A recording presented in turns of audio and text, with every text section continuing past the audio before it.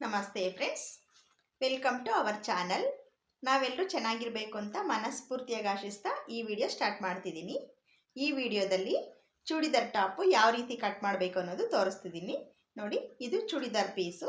ಇದಕ್ಕೆ ನಾನು 2 ಮೀಟರ್ ಲೈನಿಂಗನ್ನು ತಗೊಂಡಿದ್ದೀನಿ. 2 ಮೀಟರ್ ಲೈನಿಂಗು ಇದು ಟಾಪ್ಗೆ ಕ್ಲಾತು ಐರನ್ ಮಾಡಿಟ್ಕೊಳ್ಬೇಕು. ಐರನ್ ಮಾಡಿಟ್ಕೊಂಡು ನೋಡಿ ಈ ಅಳತೆಗೆ ನಾನು ಕಟ್ ಮಾಡ್ತಿದ್ದೀನಿ. ಬನ್ನಿ ವಿಡಿಯೋ ಸ್ಟಾರ್ಟ್ ಮಾಡಿಬಿಡೋಣ. ಫ್ರೆಂಡ್ಸ್, ಈಗ ಫಸ್ಟಿಗೆ ಅಳತೆ ಕೊಟ್ಟಿದ್ದಾರಲ್ವ ಟಾಪು, ಈ ಟಾಪಲ್ಲಿ ಯಾವ ರೀತಿ ಅಳತೆ ತಗೊಳ್ಬೇಕು ಅನ್ನೋದು ತೋರಿಸ್ತಿದ್ದೀನಿ. ಫಸ್ಟು ಚೆಸ್ಟು ತಗೊಳ್ಳೋಣ. ಚೆಸ್ಟು ನೋಡಿ 20 ಬರ್ತಿದೆ. 20 ಅರ್ಧ ಮಾಡಿಕೊಂಡು 10 ಕಾಲು ಬರ್ಕೊಳ್ತಿದ್ದೀನಿ. ಇದು ನಾವು ಲೈನಿಂಗ್ ಕಟ್ ಮಾಡುವಾಗ 4ನೇ ಒಂದು ಭಾಗ ಅಂತ ಬರ್ಕೊಳ್ತೀವಲ್ವ, ಅದರಿಂದ 10 ಕಾಲು ಬರುತ್ತೆ. ಈಗ ನೆಕ್ಸ್ಟು ವೇಸ್ಟ್ ಹತ್ರ ನೋಡೋಣ. ಇದು ಕರು ಶೇಪ್ ಥರ ಬಂದಿರುತ್ತಲ್ವ, ಅಲ್ಲಿ ಎಷ್ಟಿದೆ ಅಂತ ನೋಡ್ಕೊಳ್ತಿದ್ದೀನಿ. ನೋಡಿ 19 ಬರ್ತಿದೆ. 19 ಅಂದರೆ 9.25 ಬರುತ್ತೆ. 19ರಲ್ಲಿ ಅರ್ಧ 9.25 ಬರುತ್ತೆ. ಅದನ್ನು ವೇಸ್ಟ್ ಅಂತ ಹೇಳ್ಬಿಟ್ಟು ಹಾಕ್ಕೊಂಡು ಬರ್ಕೊಳ್ತಿದ್ದೀನಿ.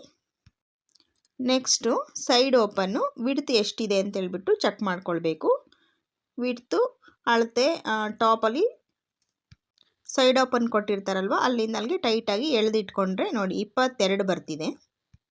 22ರಲ್ಲಿ ಅರ್ಧ ಅಂದರೆ 11 ಪ್ಲಸ್ 1 ಇಂಚನ್ನು ಫೋಲ್ಡಿಂಗೋಸ್ಕರ ಸೇರಿಸ್ಕೊಂಡು ಟೋಟಲು 12 ಇಂಚನ್ನು ತಗೊಳ್ಬೇಕಾಗುತ್ತೆ ನಾವು ಕಟ್ಟಿಂಗ್ ಮಾಡುವಾಗ.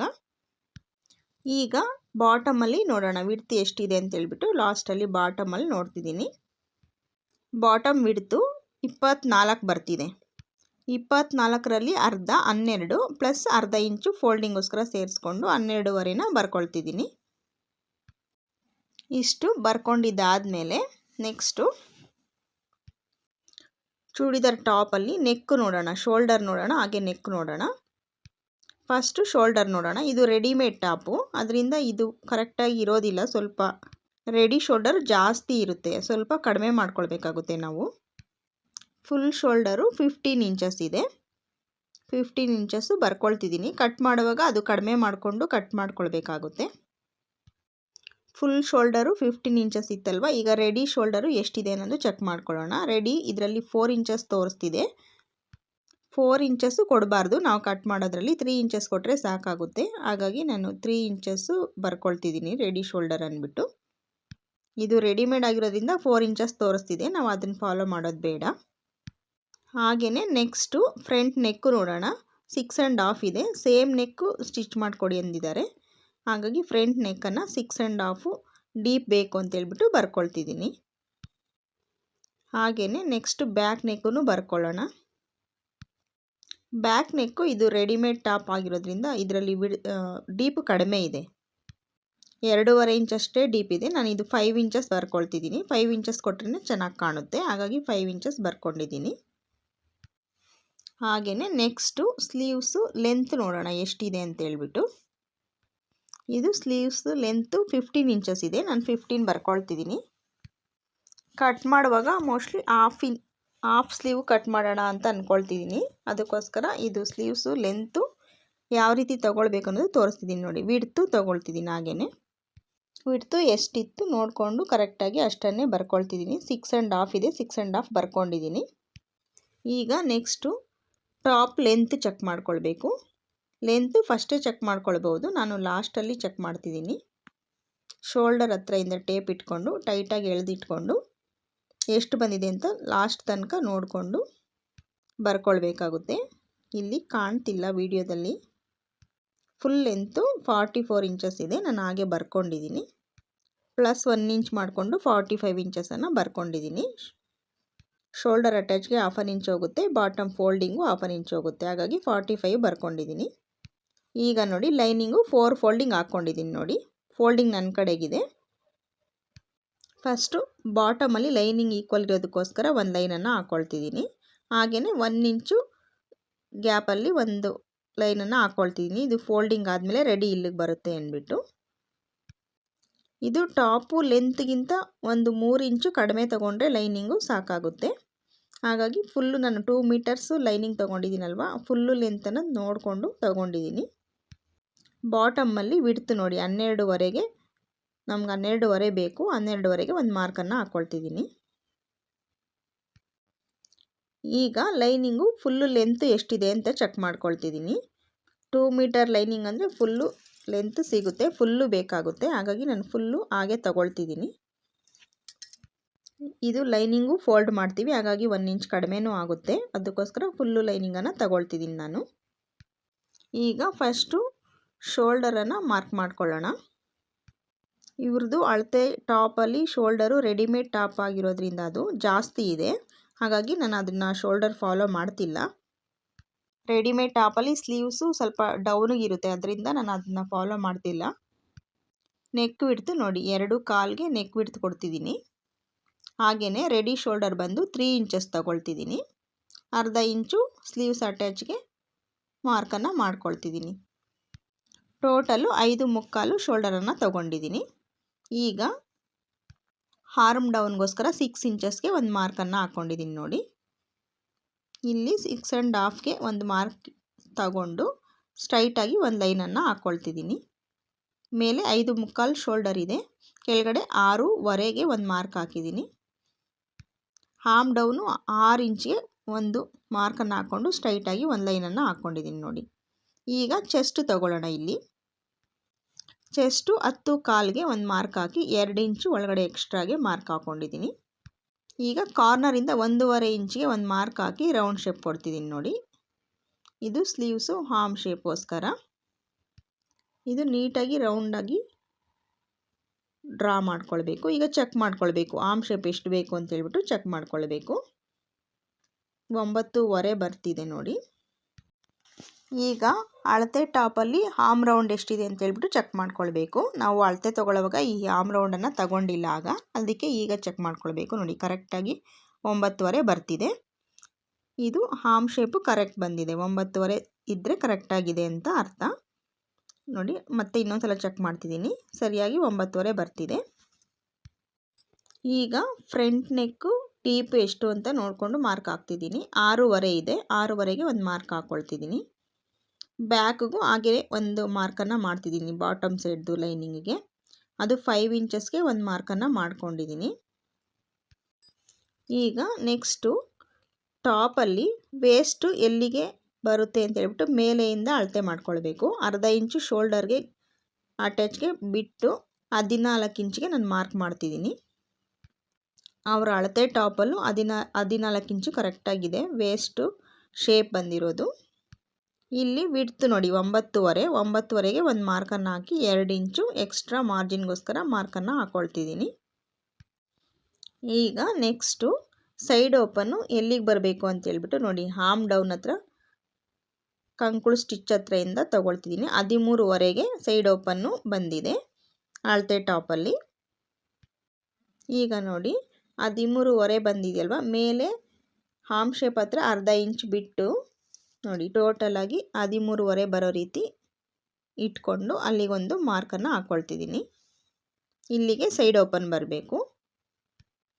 ಸೈಡ್ ಓಪನ್ನು ವಿಡ್ತೂ ತಗೊಳ್ಬೇಕು, ಹಾಗೆ ಎಷ್ಟು ವಿಡ್ತ್ ಬೇಕು ಅಂತ ಹೇಳ್ಬಿಟ್ಟು. ಈಗ ತಗೊಂಡಿರೋದು ಲೆಂತು, ಈಗ ವಿಡ್ತ್ ತಗೊಳ್ತಿದ್ದೀನಿ ನೋಡಿ. ಇದು ರೆಡಿ 11 ಇಂಚ್ ಬರಬೇಕು. ನಾವು ಫೋಲ್ಡಿಂಗ್ ಎಲ್ಲ ಮಾಡ್ತೀವಲ್ವ, ಅದಕ್ಕೋಸ್ಕರ 12 ಇಂಚ್ಗೆ ಒಂದು ಮಾರ್ಕನ್ನು ಹಾಕ್ಕೊಳ್ತಿದ್ದೀನಿ. ಫೋಲ್ಡಿಂಗ್ ಎಲ್ಲ ಆಗೋ ಅಷ್ಟರಲ್ಲಿ ನಮಗೆ ರೆಡಿ 11 ಇಂಚು ಬರುತ್ತೆ. ಈಗ ನಾವು ಮಾರ್ಕ್ ಮಾಡ್ಕೊಂಡಿದ್ದೀವಲ್ವ, ಈ ಮಾರ್ಕನ್ನು ಬೇಸ್ ಮಾಡಿಕೊಂಡು ಲೈನನ್ನು ಹಾಕ್ಕೊಳ್ಳೋಣ. ರೆಡಿ ಎಲ್ಲಿಗೆ ಬೇಕು ಅಂತಲೂ ಮಾರ್ಕ್ ಹಾಕಿದ್ದೀವಿ, 2 ಇಂಚು ಎಕ್ಸ್ಟ್ರಾ ಎಲ್ಲಿಗೆ ಬೇಕು ಅಂತೇಳ್ಬಿಟ್ಟು ಮಾರ್ಕ್ ಹಾಕಿದ್ದೀವಲ್ವ. ಈಗ ಮಾರ್ಜಿನ್ ಫುಲ್ಲು ಟೋಟಲಾಗಿ ಹಾಕಿರುವಂಥ ಮಾರ್ಕನ್ನು ನಾವು ಜಾಯಿಂಟ್ ಮಾಡ್ಕೊಂಡು ಬರೋಣ ಲೈನಾಗಿ.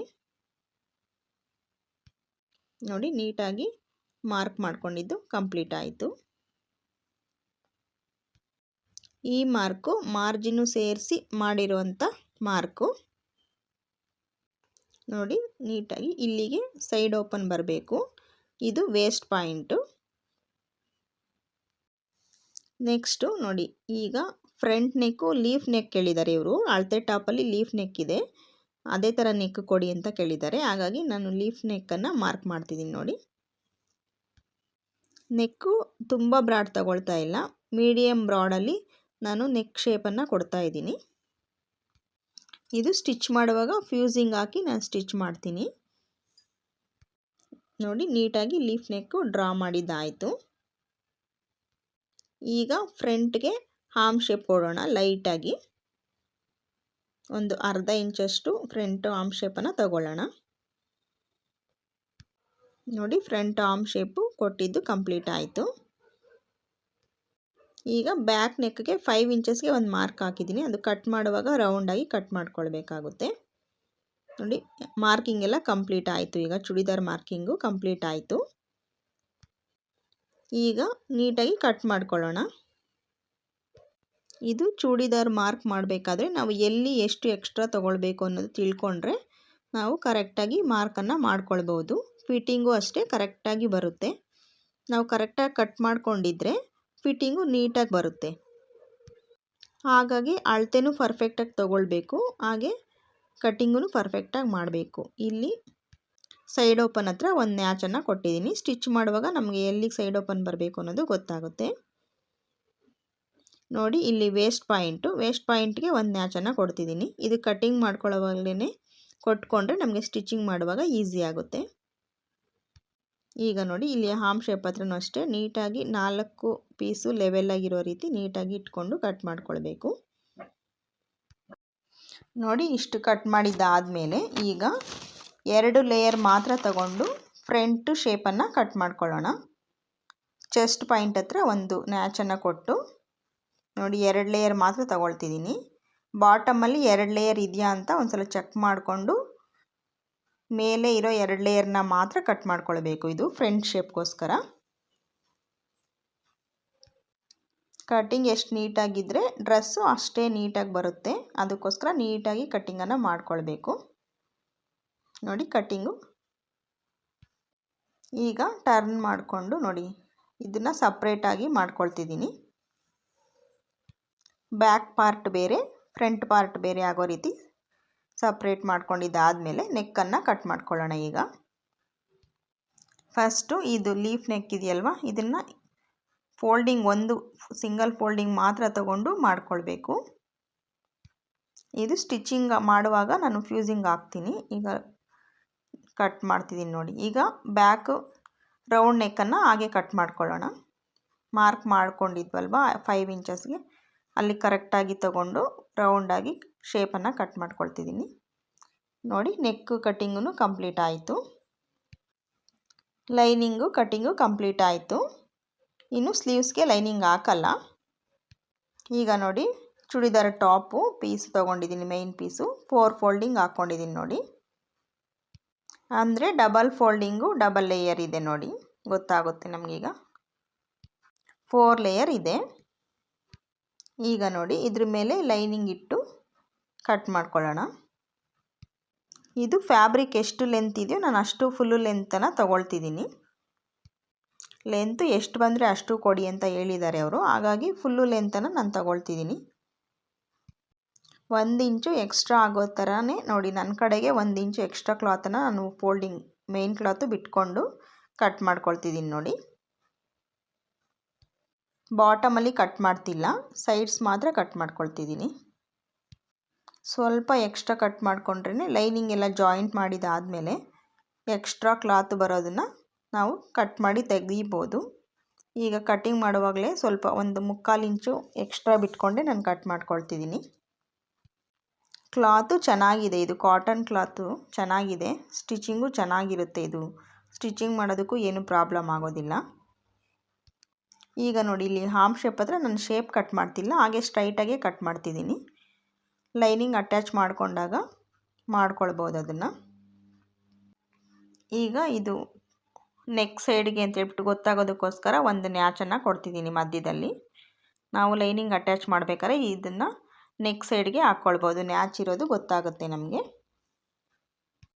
ಈಗ ನೋಡಿ ಮೇನ್ ಕ್ಲಾತು ಕಟ್ಟಿಂಗ್ ಇಷ್ಟೇ. ಈಗ ನೆಕ್ಸ್ಟು ಸ್ಲೀವ್ಸನ್ನು ಕಟ್ ಮಾಡ್ತಿದ್ದೀನಿ. ಇವ್ರಿಗೆ ನಾನು ಹಾಫ್ ಸ್ಲೀವ್ ಕಟ್ ಮಾಡ್ತಿದ್ದೀನಿ, ಫುಲ್ ಸ್ಲೀವ್ಸು ಕಟ್ ಮಾಡ್ತಾ ಇಲ್ಲ. ಹಾಗಾಗಿ ಲೆಂತ್ ನೋಡಿ 7 ಇಂಚಸ್ ತಗೊಳ್ತಿದ್ದೀನಿ.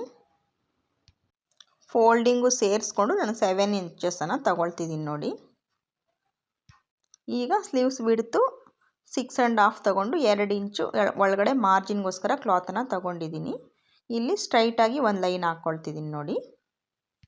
ಇನ್ನು ಈ ಕಡೆ ಉಳಿದಂಥ ಕ್ಲಾತನ್ನು ನಾನು ಸ್ಲೀವ್ಸು ಫ್ರಿಲ್ಸ್ ಕೊಡ್ತೀನಿ, ಡಿಸೈನು ಫ್ರಿಲ್ಸ್ ಕೊಡ್ತೀನಲ್ಲ ಆ ರೀತಿ ಕೊಡ್ತೀನಿ ಬಾಟಮಲ್ಲಿ.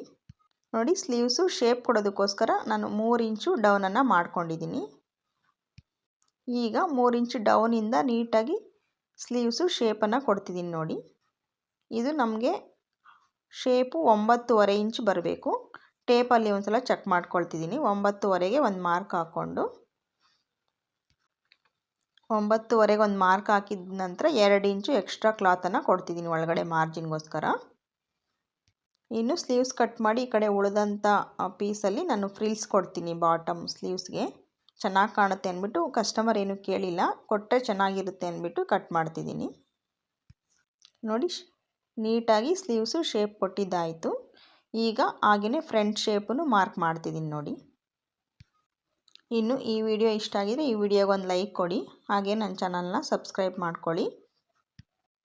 ಟೈಲರಿಂಗ್ ರಿಲೇಟೆಡ್ ವೀಡಿಯೋಸು ಅಪ್ಲೋಡ್ ಮಾಡ್ತಿರ್ತೀನಿ ನೋಡಿ. ಸ್ಲೀವ್ಸು ಮಾರ್ಕಿಂಗ್ ಎಲ್ಲ ಕಂಪ್ಲೀಟ್ ಆಯಿತು. ಈಗ ಇದನ್ನು ಕಟ್ ಮಾಡೋಣ. ಈ ಡ್ರೆಸ್ಸು ಹಾಫ್ ಸ್ಲೀವ್ ಚೆನ್ನಾಗಿ ಕಾಣುತ್ತೆ, ಅದಕ್ಕೋಸ್ಕರನೇ ನಾನು ಹಾಫ್ ಸ್ಲೀವ್ ಕಟ್ ಮಾಡ್ತಿದ್ದೀನಿ. ಇದಕ್ಕೆ ಬ್ಲ್ಯಾಕ್ ಲೆಗ್ಗಿಂಗ್ಸ್ ಹಾಕ್ಕೊಂಡ್ರು ಚೆನ್ನಾಗಿ ಕಾಣುತ್ತೆ, ಹಾಗೆಯೇ ಸಿಮೆಂಟ್ ಕಲರ್ ಲೆಗ್ಗಿಂಗ್ಸ್ ಹಾಕ್ಕೊಂಡ್ರು ಚೆನ್ನಾಗಿ ಕಾಣುತ್ತೆ. ಹಾಗಾಗಿ ಇದಕ್ಕೆ ಹಾಫ್ ಸ್ಲೀವ್ ಚೆನ್ನಾಗಿರುತ್ತೆ ಅಂದ್ಬಿಟ್ಟು ನಾನು ಹಾಫ್ ಸ್ಲೀವನ್ನು ಕಟ್ ಮಾಡ್ತಿದ್ದೀನಿ ನೋಡಿ. ಸೆಂಟ್ರಿಗೆ ಒಂದು ನ್ಯಾಚ್ ಕೊಟ್ಟು ನಮಗೆ ರೆಡಿ ಸ್ಲೀವ್ ಎಲ್ಲಿಗೆ ಬೇಕು ಅನ್ನೋದಕ್ಕೆ ಒಂದು ನ್ಯಾಚನ್ನು ಕೊಡ್ತಿದ್ದೀನಿ. ಈಗ ಫ್ರಂಟ್ ಶೇಪ್ಗೋಸ್ಕರ ನೋಡಿ, ಫ್ರಂಟ್ ಶೇಪ್ ಹೀಗೆ ಕಟ್ ಮಾಡಬಾರ್ದು, ಆಪೋಸಿಟ್ ಹಾಕ್ಕೊಂಡು ಕಟ್ ಮಾಡ್ಕೊಳ್ಬೇಕು ನೋಡಿ. ಈ ರೀತಿ ಆಪೋಸಿಟ್ ಹಾಕ್ಕೊಂಡು, ಯಾಕಂದರೆ ಇದು ಫ್ಯಾಬ್ರಿಕ್ ಉಲ್ಟಾ ಸೀದಾ ಇದೆ, ಹಾಗಾಗಿ ನ್ಯಾಚ್ ಕರೆಕ್ಟಾಗಿ ಇಟ್ಕೊಂಡು ಆಪೋಸಿಟ್ ಹಾಕ್ಕೊಂಡು ಫ್ರಂಟ್ ಶೇಪನ್ನು ಕಟ್ ಮಾಡ್ಕೊಳ್ಬೇಕು ನೋಡಿ. ಈ ರೀತಿ ನೀಟಾಗಿ ಹಾಕ್ಕೊಂಡಿದ್ದು ಆದಮೇಲೆ ಫ್ರಂಟ್ ಶೇಪನ್ನು ತೆಗಿಯೋಣ. ಈಗ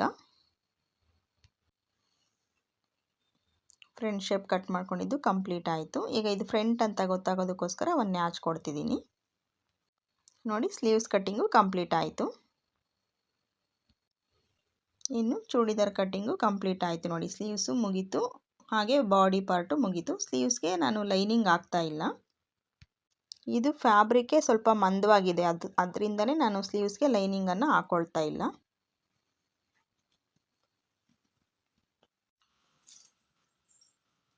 ನೋಡಿದ್ರಲ್ಲ ಫ್ರೆಂಡ್ಸ್, ಚೂಡಿದಾರ್ ಟಾಪು ಯಾವ ರೀತಿ ಮಾರ್ಕ್ ಮಾಡಬೇಕು, ಹಾಗೆಯೇ ಯಾವ ರೀತಿ ಕಟ್ ಮಾಡಬೇಕು ಅನ್ನೋದು ತೋರಿಸಿದ್ದೀನಿ. ಈ ವಿಡಿಯೋ ಇಷ್ಟ ಆಗಿದ್ರೆ ಈ ವಿಡಿಯೋಗೆ ಒಂದು ಲೈಕ್ ಕೊಡಿ, ಹಾಗೆಯೇ ನನ್ನ ಚಾನಲ್ನ ಸಬ್ಸ್ಕ್ರೈಬ್ ಮಾಡ್ಕೊಂಡು ಸಪೋರ್ಟ್ ಮಾಡಿ.